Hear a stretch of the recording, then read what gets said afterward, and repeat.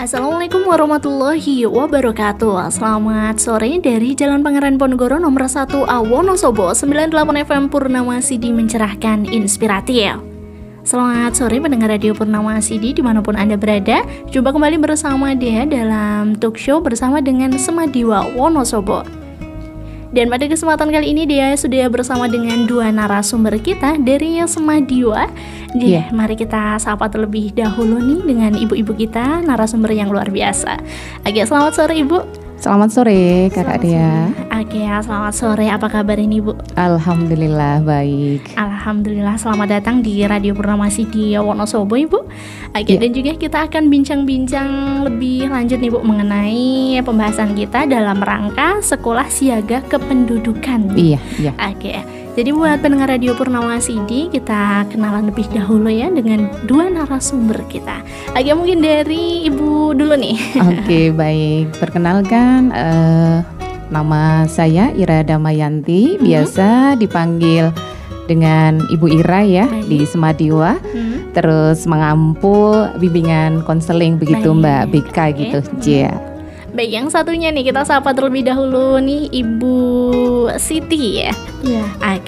Silahkan Ibu bisa memperkenalkan diri terlebih dahulu. Perkenalkan nama saya Siti Muslimah dan saya juga mengajar sebagai BK di SMA Muhammadiyah Wonosobo. Baik, di dua-duanya sama-sama dari Bapak Ibu guru dari bimbingan konseling ya Bu ya. Iya. Pada kesempatan kali ini kita akan bincang-bincang mengenai tema yang luar biasa nih ya Bu, bahwa kali ini spesial dalam momentum sekolah siaga kependudukan dan juga bersama dengan genre dan cyberbullying. Waduh, ini menarik banget temanya. Jadi dia juga pengen tahu nih kenapa sih Bu kita mengambil tema tersebut Ibu. Baik. Perlu kita ketahui bahwa tema yang kita ambil karena sebuah program dari sekolah siaga kependudukan. Yang pertama ini tentang genre. Mungkin banyak yang belum begitu memahami atau sudah paham bahwa genre itu sendiri artinya generasi berencana begitu Kak.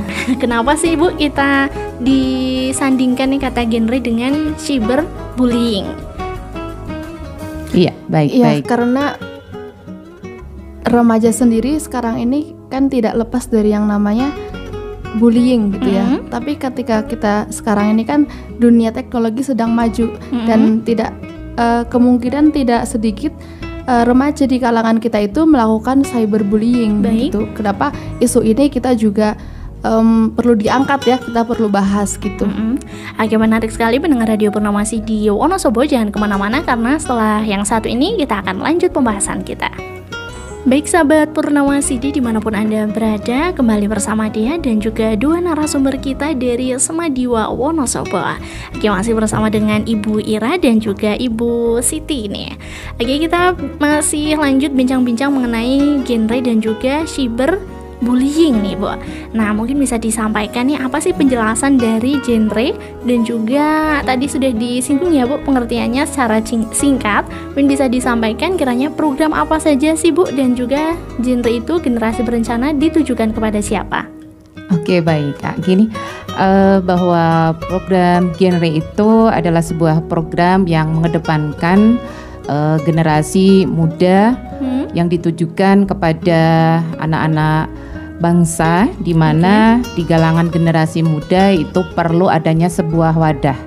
Sehingga program genre itu juga merupakan wadah di mana pengembangan sebuah karakter bangsa, mengajarkan kepada remaja itu untuk menjauhi apa saja di sini itu menjauhi pernikahan dini, menjauhi seks bebas ataupun bisa dikatakan seks pranikah gitu ya, seks pranikah serta nafsa, di mana remaja itu menjadi sebuah tanggung jawab dan dapat nantinya ke arah berkontribusi terhadap pembangunan Indonesia pada umumnya gitu ya.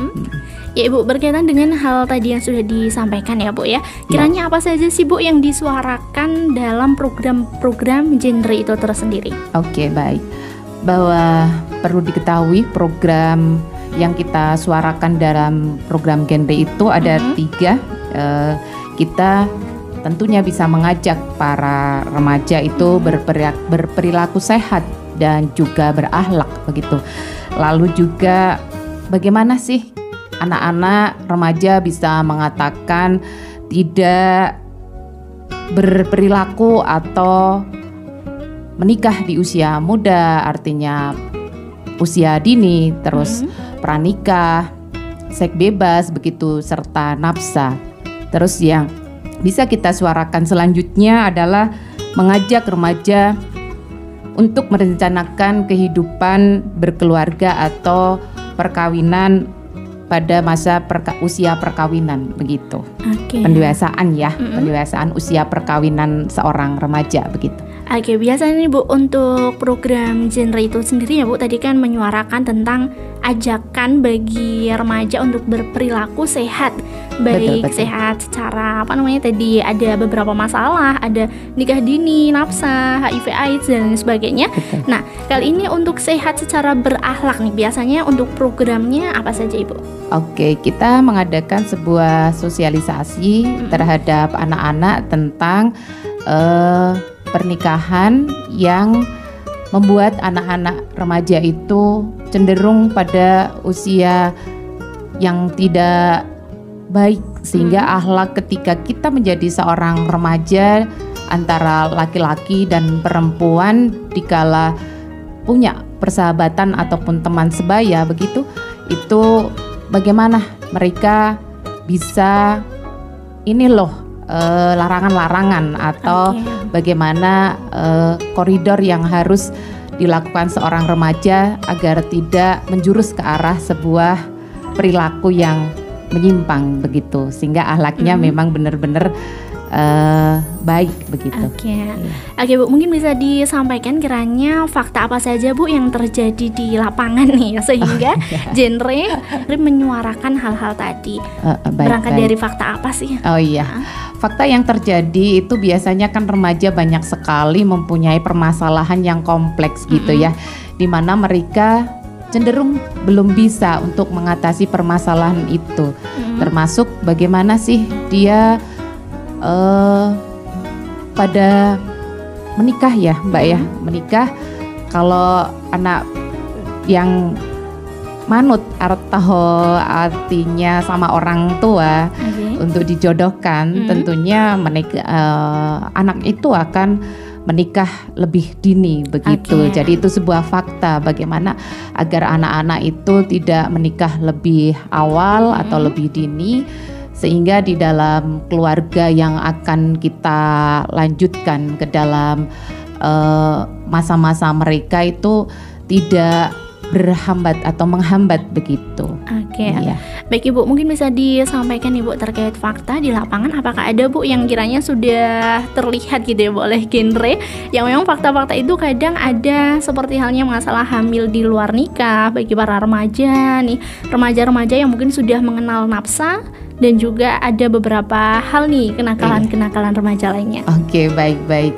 Kalau masalah apa ya Mbak yang terlihat ketika apakah itu anak sudah hamil di luar nikah?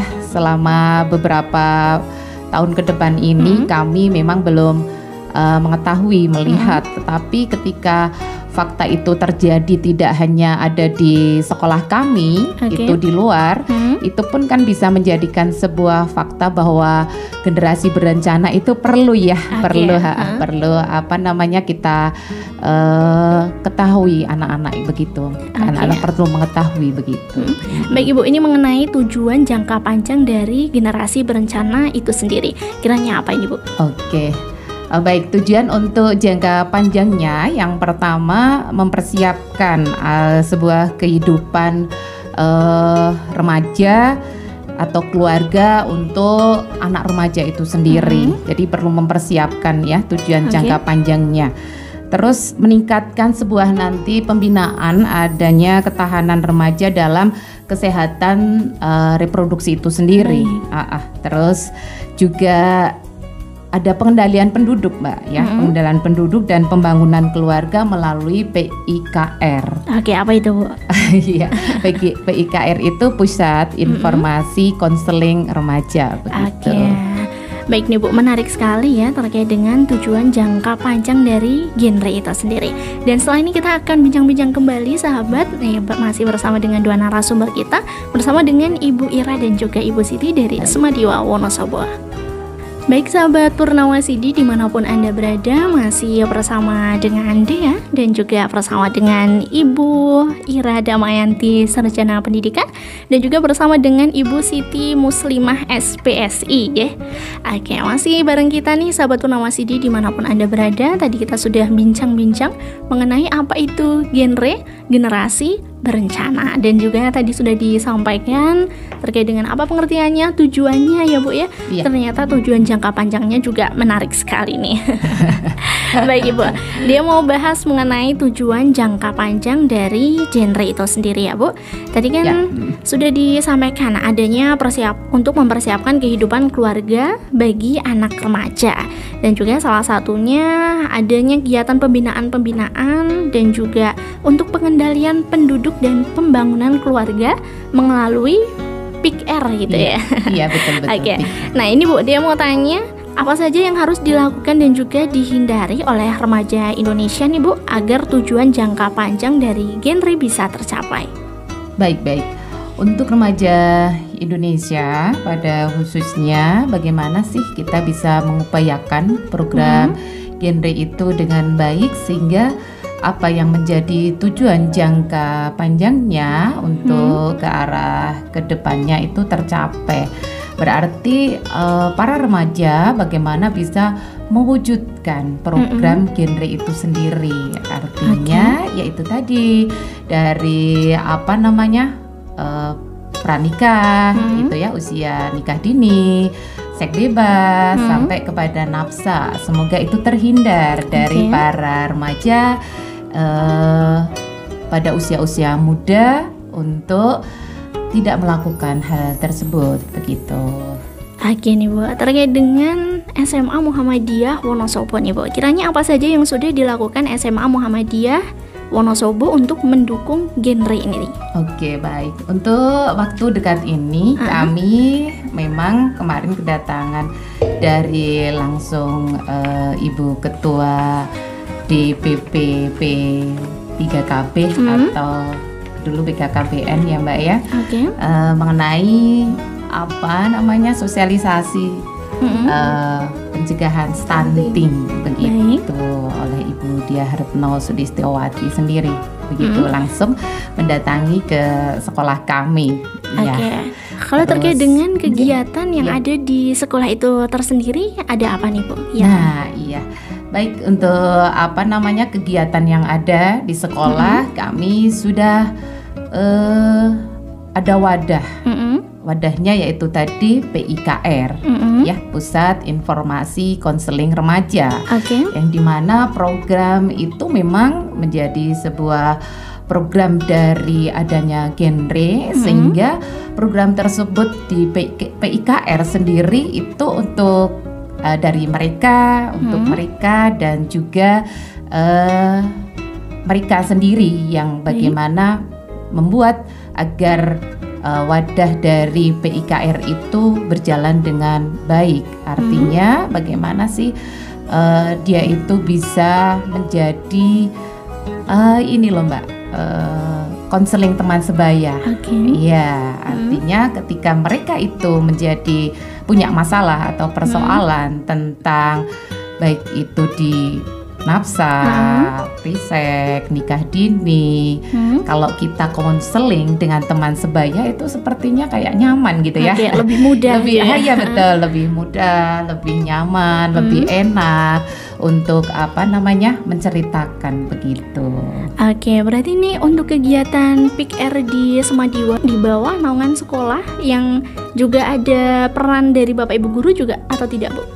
Ya, peran Bapak Ibu guru di dalam mata pembelajaran itu masuk kepada SSK begitu.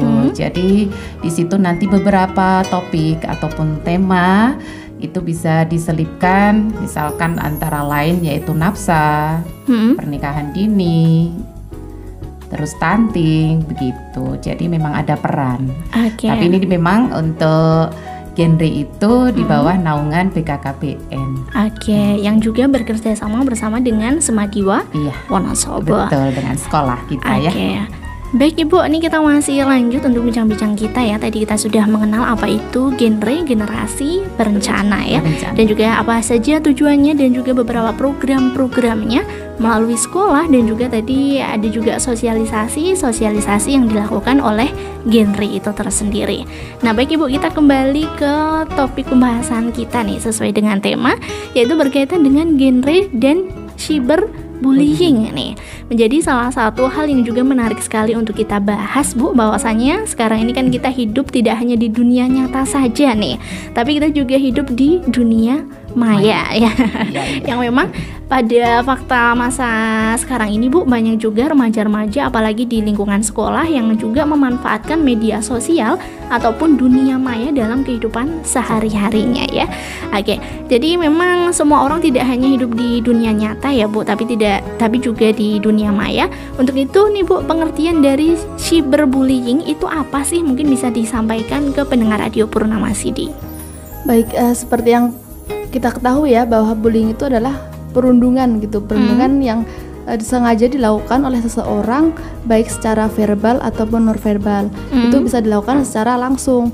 Nah, perbedaannya dengan cyberbullying ini adalah pembulian atau perundungan yang dilakukan melalui medianya. Medianya itu bisa berupa telepon seluler, bisa melalui dunia maya atau sosial media. Ketika suatu komenan atau postingan ataupun DM itu menyakiti diri orang lain gitu, merasa orang lain itu merasa tersinggung akan komentar yang telah kita lakukan atau DM yang telah kita kirimkan gitu. Adanya bullying di media sosial ya, sering juga dikatakan bahwasanya bullying ataupun perundungan di media sosial itu lebih kejam daripada di dunia nyata nih. Nah mungkin bisa disampaikan ya maksudnya.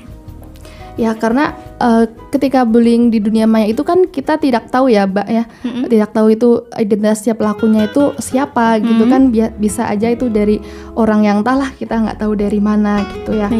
Dan juga pembulian di dunia maya ini bisa dilakukan oleh siapa saja, kapan saja dan di mana saja. Kita tidak bisa memandang untuk melakukan hal tersebut itu kita tidak terpatok akan adanya tempat dan waktu gitu. Selama kita mempunyai internet atau selama kita mempunyai handphone genggam gitu ya, kita bisa melakukan ataupun kita menjadi korban akan ke perilaku tersebut gitu.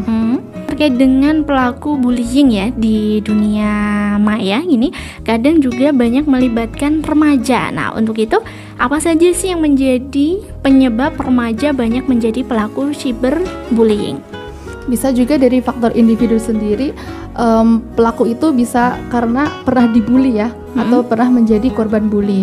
Nah kemudian ada dari faktor keluarga, itu sebagai mungkin anak melihat gitu ya orang lain sebagai role model dia atau perilaku orang tua, sehingga dia bisa menirukan perilaku tersebut ke orang lain gitu. Kemudian ada faktor teman sebaya yang mendukung gitu perilaku bullying tersebut. Kemudian ada manajemen dan pengawasan disiplin sekolah yang lemah gitu, bisa terjadi akan cyberbullying ini. Dan aksi kekerasan yang ditayangkan media juga mempengaruhi tingkah laku remaja saat ini gitu kan. Karena jarang sekali ya remaja saat ini kan kadang ada yang bisa menimbang ini hal yang baik atau hal yang buruk gitu. Apakah ada indikator yang perlu kita pahami bersama-sama ya untuk menyadari bahwa kita mendapatkan cyberbullying?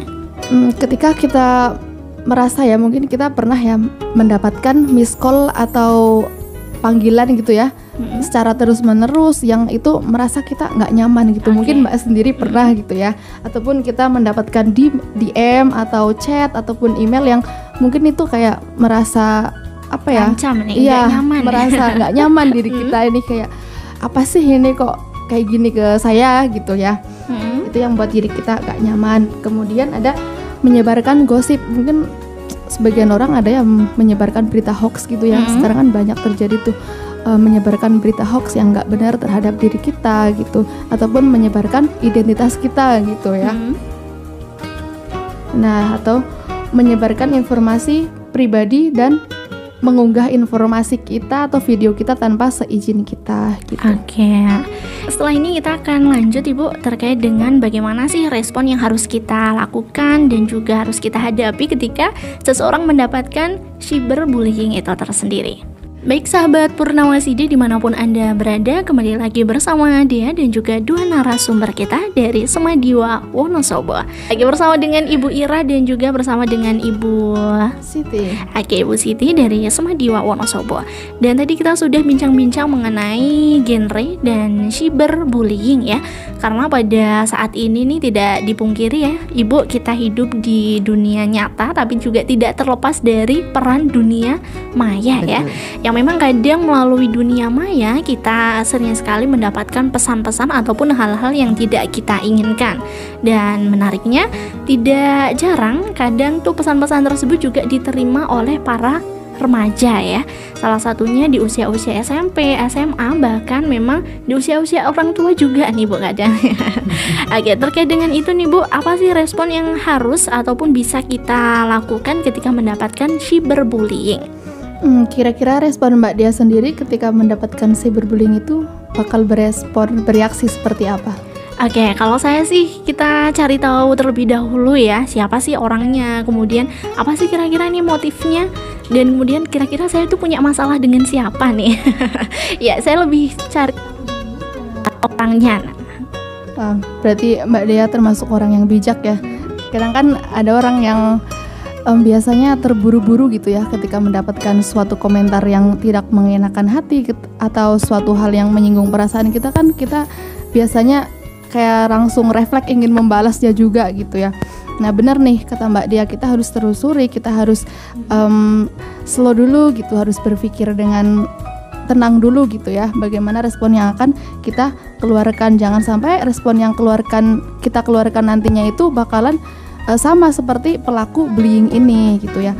Ada beberapa hal yang perlu kita lakukan, yaitu yang satu, kita perlu mencari bantuan dari seseorang nih. Ketika kita mendapatkan bullying, kita bisa mencari bantuan dari seseorang yang kita percaya, baik itu misalkan orang dewasa, orang tua kita, atau saudara kita, ataupun ketika kita di sekolah kita bisa mencari bantuan dari guru BK sebagai konselor gitu. Jangan kemudian kita menyelesaikannya sendiri dengan kepala yang panas gitu ya. Kan bisa aja itu berujung juga kita sebagai pelaku, bukan jadi korban ujungnya gitu.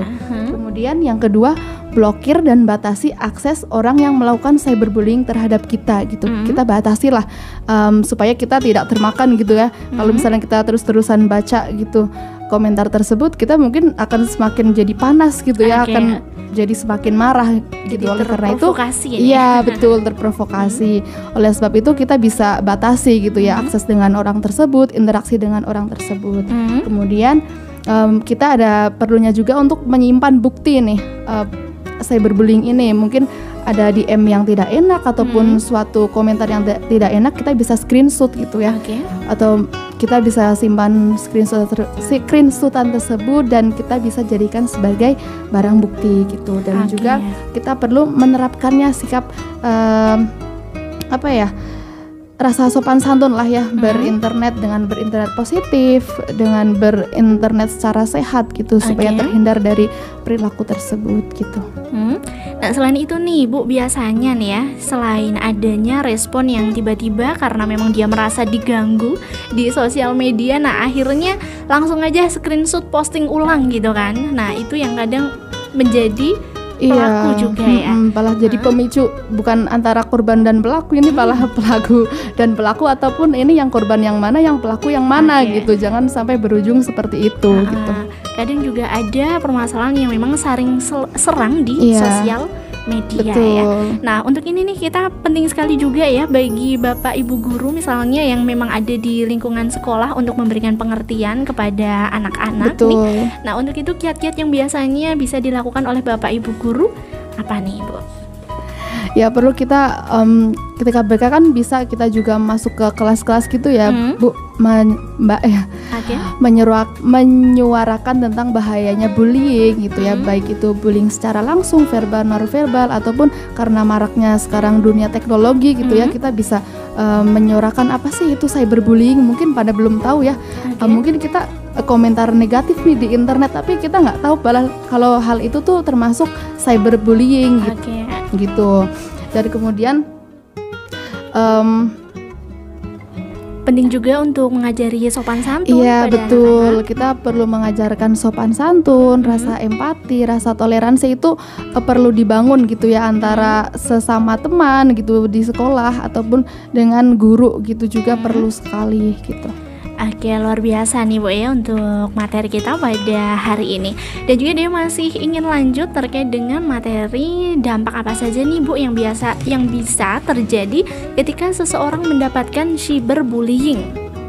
Baik, untuk dampaknya sendiri itu bisa langsung ke dampak psikologis ya, bahayanya tuh kita ketika mendapatkan serangan atau hinaan yang seperti itu, mungkin kita langsung kayak merasa marah gitu ya, merasa timbul rasa gelisah atau rasa cemas gitu ya, atau lebih bahayanya itu kita bisa timbul rasa ingin menyakiti diri sendiri, bahkan yang lebih seremnya kan depresi ya. Sekarang kan banyak artis gitu ya, karena komentar-komentar negatif itu di dunia internet, malah itu menjadikan suatu dorongan dia untuk melakukan aksi bunuh diri gitu ya, menyakiti diri sendiri. Betul. Bahkan ada juga yang mengasingkan dari sosial. Iya, itu lebih ke dampak sosialnya ya, benar sekali Mbak Dia.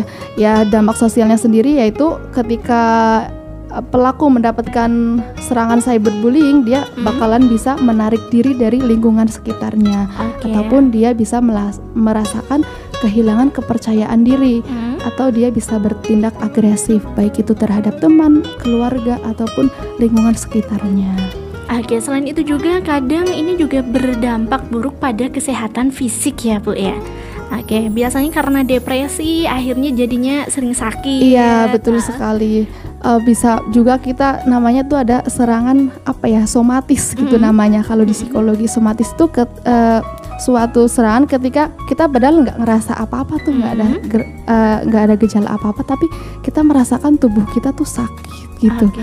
Itu ternyata itu bisa dari faktor psikologis yang menyerang merembetnya ke arah fisik. Gitu. Kemudian kita kan sebagai guru di sekolah gitu ya, kita takutnya ketika korban ini mendapatkan cyberbullying, ini dikhawatirkannya akan berpengaruh pada menurunnya prestasi akademik siswa, dan semangat belajarnya akan turun, ataupun dia akan melakukan perilaku bermasalah lainnya di sekolah gitu. Oke nih Bu, tadi sudah lengkap sekali kita bahas yang mulai dengan apa itu genre, kemudian tujuan dari genre juga yang luar biasa banget ya. Selain itu juga ada beberapa permasalahan yang memang saat ini tuh permasalahan yang tidak mudah Bu untuk diatasi ya. Karena menjadi guru ini juga perlu peka dengan permasalahan-permasalahan yang kadang sering ada bagi anak-anak kita nih Bu. Nah untuk itu Bu, dia juga mau tanya apa yang harus dilakukan agar kita nih, apalagi anak-anak remaja, agar tidak menjadi korban bahkan pelaku cyberbullying itu sendiri. Baik, untuk agar kita terhindar dari pelaku ataupun korban ya, kita perlu membatasi diri kita dari penggunaan ponsel ataupun penggunaan internet gitu. Kita harus mempunyai kontrol diri yang bagus gitu ya. Terus kemudian kita harus menggunakan media sosial dengan cara yang sehat dan positif gitu. Kemudian kita bisa mempertimbangkan setiap postingan yang akan kita share. Jangan sampai postingan yang kita share itu malah mengundang komentar-komentar negatif dari orang lain. Iya, betul. Kemudian jangan memulai ujaran kebencian gitu. Jangan kita lah memancing-mancing respon orang lain untuk berkata negatif ke kita gitu kan. Lebih baik kan dihindari. Kemudian jangan memposting informasi pribadi, takutnya nanti informasi pribadi kita itu disalahgunakan oleh orang lain gitu. Kemudian kita bisa menyetel akun kita, akun sosmed kita ya, akun private gitu ya, privasi akun, biar siapa yang kita konfirmasi atau siapapun yang berinteraksi dengan kita bisa pilih gitulah, bisa kita minimalisir gitu. Kemudian kita harus selektif dalam mengomentari isu yang ada sekarang ini gitu ya. Jangan sampai kita asal-asal cuma ikut-ikutan komentar, itu malah ujungnya menyebabkan perasaan yang tidak enak untuk orang lain gitu. Oke, jangan-jangan nih karena adanya cyberbullying karena diawali dari postingan kita ya, terlebih dahulu. Betul juga. Jangan sampai kita memancing-mancing gitu ya. Oke, dan penting juga bagi kita untuk selektif dalam mengomentari isu-isu, karena kadang nih Bu, ada beberapa remaja yang memang sedang masa-masa berkembang gitu ya. Jadi ada satu permasalahan udah dia timpali ya gitu ya. Akhirnya sembarang berkomentar dan akhirnya timbullah perdebatan di media sosial. Betul. Oke, luar biasa Ibu, terima kasih banyak atas kebersamaan kita pada sore hari ini terkait dengan pembahasan kita genre dan juga cyberbullying ya. Ternyata kita sama-sama berperan Bu, baik dari segi Bapak Ibu guru misalnya di lingkungan sekolah ataupun di lingkungan masyarakat. Ya. Betul. Baik pendengar Radio Purnama CD dimanapun Anda berada, akhir sudah kebersamaan kita dalam program talk show bersama dengan Semadiwa Wonosobo. Oke, dia mohon pamit dan sampai jumpa. Wassalamualaikum warahmatullahi wabarakatuh.